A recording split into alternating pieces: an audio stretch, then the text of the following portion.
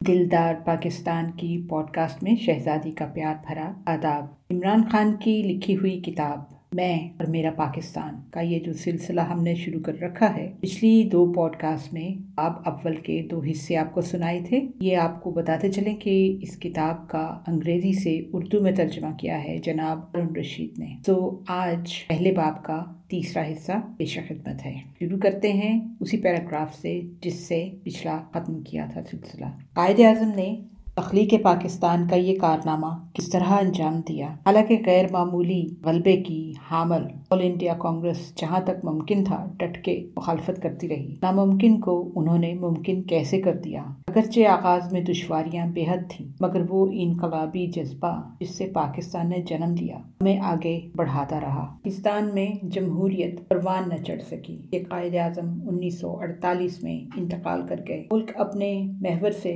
महरूम हो गया। ये वो ज़माना था जब दुनिया 2 आलमी ताकतों अमेरिका और सोवियत यूनियन के हल्का हाय असर में बटी हुई थी। पाकिस्तान अमेरिका के साथ जा खड़ा हुआ। बड़े सरप्राइज, मगर उससे मुश्किलात पैदा हुई। हमारे पहले वजीर आज़म 1951 में शहीद कर दिए गए। इसी लियाकत बाग में यहाँ 56 बरस बाद बेनज़ीर भुट्टो को कत्ल किया गया। लियाकत अली खान को एक अफगान ने कत्ल किया जो कश्मीर में जंग बंदी के खिलाफ था। कातिल का ख्याल था कि पाकिस्तान को जंग जारी रखनी चाहिए। बहुत से लोगों की राय में इस अक़दाम के पीछे साजिशें कारफरमा थी। मसलन ये अमरीकी मुतालबा कि पाकिस्तान अमरीका को सोवियत यूनियन की फ़िज़ाई हदूद तक रसाई दे। उस दिन से लेकर आज तक पाकिस्तान और अमरीका के ताल्लुकात भी मौजू खतूत पर इस्तवार न हुए। 9/11 और नवंबर 2011 में पाकिस्तान की एक सरहदी चौकी पर हमले के बाद इन मरासम ने और भी तबाहकुन शक्ल इख्तियार कर ली, लेकिन इस मौजू पर भी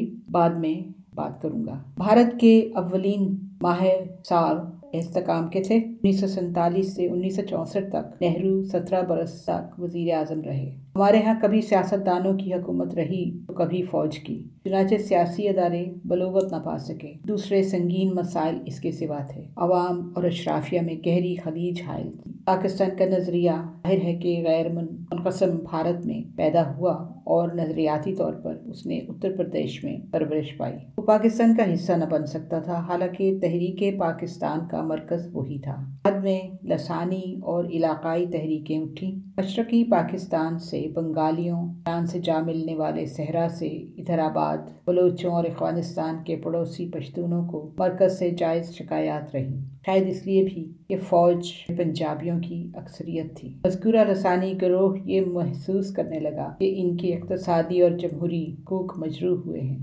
मुख्तलिफ मौक़े पर बाज़ ने हथियार भी उठाए। मसला ये भी था कि एक मुल्क की हैसियत से हमारी ज़िंदगियों की इब्तिदा जंग से हुई। 1947 में ही कश्मीर के तनाज़े पर भारत से लड़ाई का आगाज़ हो गया।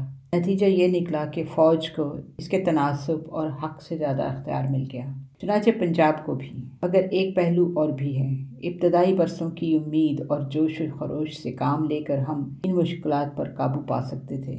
इस्लाम के मसावात, जमहूरियत जैसे इखलाकी असूलों की बुनियाद पर जो पाकिस्तान की वजह तख्लीक थे, हम एक जमहूरी फलाही रियासत तश्कील दे सकते थे। कम अज़ कम पाकिस्तान की हद तक अंग्रेज़ की तरबियत याफ्ता अफसरशाही को जमहूरियत गवारा न थी। अपनी कौम को वो उसका मुस्तहिक न समझते थे। ऐसे माहौल में वो परवान चढ़े थे कि आम आदमी को तहक़ीर की निगाह से देखते थे। अपने पुराने आकाओं की वो तकलीद करते। वरासत में ये रुझान उन्होंने पाया था कि आम आदमी पर भरोसा न किया जाए। इल्लामा इकबाल के विजन और कायद-ए-आज़म के तदब्बुर से महरूम होकर हम गुलामी से मिलते जुलते माहौल में वापस चले गए। कायद-ए-आज़म तो क्या यहाँ कोई नेहरू भी न था कि इस्तेहकाम के 2 अशरे मिल जाते। पहला मौका पाते ही सिविल मिलिट्री अफसरशाही ने जमहूरियत को ठोकर मार दी। 1956 तक दस्तूर न बन सका, इसलिए कि मगरबी पाकिस्तान की ताकतवर अशराफिया इक़्तिदार में बंगालियों को बराबर का हिस्सा देने के लिए तैयार न थी। बंगाल की आबादी मगरबी पाकिस्तान से ज्यादा थी, लिहाजा 1 यूनिट का तस्वुर तराशा गया। फिर मगरबी पाकिस्तान को एक सूबा बना दिया गया। मशरकी पाकिस्तान में इसी से मायूसी बढ़ी और आखिरकार मुल्क टूटने का अलमिया रूनमा हुआ। 1958 में फील्ड मार्शल मोहम्मद अयूब खान ने 1956 का दस्तूर मनसूख करके इक़्तिदार पर कब्जा किया और सदारती निज़ाम नाफिज कर दिया। 10 साल वो इक़्तिदार में रहे। बिलाखिर एक भरपूर अवामी तहरीक ने उन्हें चलता किया, जिसके आखिर गलियों और बाजारों में अय्यूब कुत्ता हाय हाय के नारे गूंजते थे। अफसोस कि उसकी जगह याह्या खान नाम के एक और जनरल ने ले ली। अय्यूब खानी अहद में इक़्तिसादी तौर पर पाकिस्तान ने तरक्की के मराहल तय किए और बदलता गया। आइली ज़िंदगी से मुताल्लिक़ बाज़ क़वानीन में उन्होंने तरमीम की और माशरे को जदीद खतूत पर इस्तवार करने की कुछ न कुछ कोशिश, मगर ज़राअत और सनत में उनके अहद की तरक्की से थोड़े ही लोगों को फ़ायदा पहुंचा। अक्सरियत महरूम रही। मज़ीद बरां जमहूरियत में वो यकीन न रखते थे। चुनांचे सियासी एतबार से मुल्क जमूद का शिकार हो गया। मशरकी पाकिस्तान में बेचैनी बढ़ती गई, इसलिए कि सियासी और मुआशी एतबार से बंगाली महरूम रखे गए। हुक्मरान अशराफिया में उनकी नुमाइंदगी कम थी। 1971 का अलमिया तवील फौजी इक़्तिदार का समर था। इसके अलावा मगरबी पाकिस्तान के हुक्मरान तबक़ात की तरफ से बंगालियों को कमतर समझा गया। दिलचस्प बात यह है, मुआशी एतबार से ये पाकिस्तान की तारीख का सुनहरी दौर था। उस दौर में हमारी शरह तरक्की सबसे ज़्यादा रही, अगरचे अक्सरियत खुशहाली से महरूम ही रही। नज़्म व नस्क का हाल बेहतर था। अंग्रेज़ अपने पीछे बासलाहियत अफसरशाही छोड़ गए थे। मैंने अपने बचपन में देखा और वालिदैन से बाद अज़ां सुनता रहा कि तख्लीक़ पाकिस्तान में जो जज्बा बरूएकार आया था, किसी न किसी हद तक इन बरसों में बरकरार रहा। फौजी इक़्तिदार के इब्तदाई बरसों में भी। शायद हमारे इस एहसास का सबब ये भी हो कि हम पंजाब के क़ल्ब में थे। मुल्क के दूसरे और दूर दराज इलाकों के अंदर दिलों और दिमागों में जो लहरें उठ रही थी, शायद हम उनसे बेखबर थे। जब मैं पैदा हुआ, पाकिस्तान 5 साल का हो चुका था। लाहौर में अपने खुशहाल ख़ानदान के साथ आसूदा ज़िंदगी जीते हुए मुल्क का मुस्तक़बिल मुझे रोशन लगता। ये एक ख्वाबनाक बचपन था। खेल कूद की आज़ादी और वो तहफ़्फ़ुज़ जो एक फैले हुए तगड़े ख़ानदान में होता है। ज़मान पार्क के इर्द गिर्द जहाँ मैं पला बढ़ा, हरे भरे खेत थे और आब रवां हरियाली, ताज़ा हवा और खुले मैदान। चंद एक ही मकान थे और सब एक ख़ानदान की तरह, लिहाजा ये एक फार्म हाउस में रहने के मुतरादिफ था। ज़मान पार्क में सबसे पहला मकान मेरे नाना के भाई ने बनाया था, जिनका नाम अहमद ज़मान था। 1947 में हिजरत के बाद मेरे नाना का ख़ानदान भी यहीं आन बसा। मैं गर्मा की तपती दोपहरों और शामों में छर्रे वाली बंदूक लेकर कबूतरों के शिकार पर जाता या नहर में नहाया करता। शाम को अपने भाइयों के साथ क्रिकेट खेलता। मैं तारीकी फैलने तक घर से बाहर घूमता रहता।